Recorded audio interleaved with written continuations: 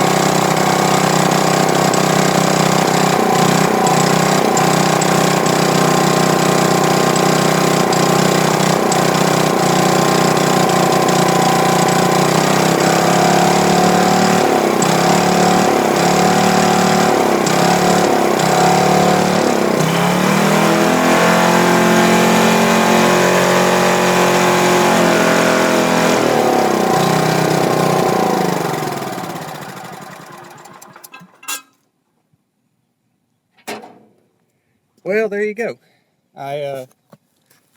You saw how I had to put my hand right over here for that last little bit, where it actually revved up decent, because it was running too lean. It needed a little more fuel. But that's something I can fix when I make a little air cleaner for that. But there you go. If you're in a pinch, or you just want to do it, that'll work. As far as making an air cleaner, I made one time using I think it was a Vienna sausage can, a starter fluid can, and a sock and a bolt, and it works. I still got it going to this day. Wouldn't recommend that long term though. Well, what I'll do is I'll rip this tank off right here, mount a little 1 pound propane tank, and figure out how to plumb it all in decent. But that'll be able to get some use back out of this thing, and that cost me. Well, I already had a line. That didn't cost me anything. But yeah, there you go. And you can just, if you're in a pinch and you have a fryer, you can just pull that off of it. It'll work. There you go. Have fun. Hope you learned something. If you didn't, hope you enjoyed it.